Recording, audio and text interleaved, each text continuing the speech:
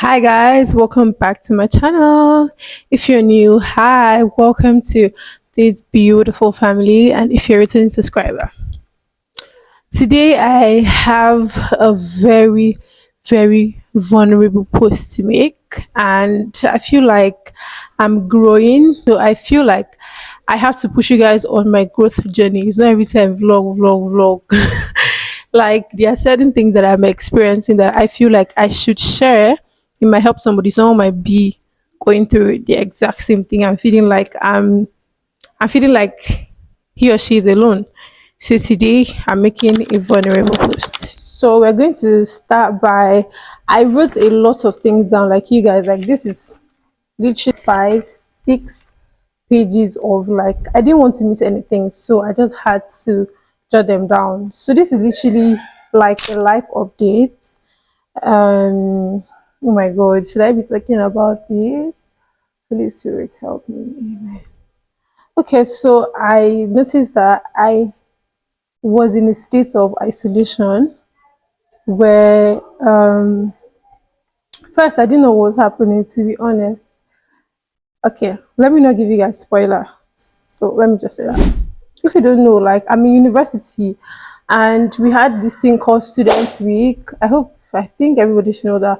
But like Students Week is a week where you do not have classes, you just have events for students. So that's what my last vlog ended with, the Students Week. So I think the next day was carnival. Sorry, the next day was cultural day, and I went for the cultural day late. I was so excited to go for the cultural day, but like unfortunately for me, when I went there, they were reading the results. So I literally just had to take pictures of people's dresses, different tribes, different colors, different people. That's a Calabari princess. Oh, what's your name? What's your Calabari name? My name? Yeah. I don't have one. And then I think they went upstage to snap pictures when they called the results, and I just walked back to the hostel literally. So the next day, oh God, who's calling me? So the next day I went to get my hair done. I also went to church with my friend because the next day was a Sunday. So followed up by going for classes the next day. Most days I would seriously be feeling like I don't know what I'm doing. I felt so lost and confused. Hi guys, today I'm wearing lab coat. Today is lab day, and I think I'm going to end the vlog today because I don't know, I'm not just feeling myself. I need to get myself back. I don't know. I felt incomplete. Have you ever had that feeling before where nothing else literally makes sense? Like, you don't feel good about any single thing that you're doing. That was how I was feeling every single day. Hi guys. So they're having it, like, we're having class right now, and I'm not going. Like, I'm in the class block when it's 6. It is 5:18. Like, when it's close to being 6, or when they're signing the attendance, I'll watch and go and sign my attendance. Obviously, I'm so stressed. I'm so tired. Like, and I was also trying to do a sit and talk YouTube video, but I deleted it. I guess I'll just find another way to tell you guys what I wanted to say in the video. Yeah. I don't even know. It takes so many efforts and not being anxious to actually make a video, and it's just sometimes it just becomes stressful. I don't want to cry, but I felt like something was missing. Like, I couldn't literally feel myself. I tried to film videos. I tried to make content. I tried to edit. Let's say I had videos that I was trying to edit. Like, nothing was coming together. Like, you guys, I'm not even joking. Like, nothing made sense. Like, it's not when somebody just come and be like, oh, like, I would go to CapCut, try to edit, and like my mind was not focused. If there's anybody that knows me, when I'm on my phone, when I'm editing, I'm usually very serious and in the mood. So for me to lose vibe to a date, that means there was a serious problem. So I was distracted by a lot of things and I couldn't sit with my own thoughts. Anytime I would think about, oh, why am I feeling this empty? I would try to vlog it off. I would try to play music, distract myself. Like I couldn't sit with my own thoughts. I made new friends. Also fell out with some friends. Got an award for being the best content creator in my school. Period. Of course, I also went for classes. I mean, that's what I came here for, right? And the classes was kind of actually masking everything that I was feeling. So, yeah, God actually made me find emptiness in every single thing that I did just so I could come back to Him. So, here's how to know it's a God problem. When you feel empty and then any single thing you try to do doesn't just make you feel whole, you just completely feel a void in your within you that nothing that you do fills it up. It's just like pouring water into a cup that has a hole. Any water you try to put there, anything you try to do wouldn't feel it because like there's a hole. Some months ago, I didn't even realize it, but like I was depending on people. I would hang around so many people just so I wouldn't face my own thoughts. I wasn't focusing fully on myself. I wasn't prioritizing the things that I should, like God, my family, and even content creating. Or let alone even remember that I used to own a business that was thriving. Like I was so detached from myself. I strongly believe God saw how my life was going and decided to detach me, decided to isolate me rather from the very things I thought I couldn't live without. From things and from the people that I would go to, like instead of going to God, I go to, obviously you run to man, you run to people. And God decided to isolate me from the very people that were keeping me from worshiping Him. And we don't even realize when, something or someone becomes an idol. An idol is anything that takes away the place of God.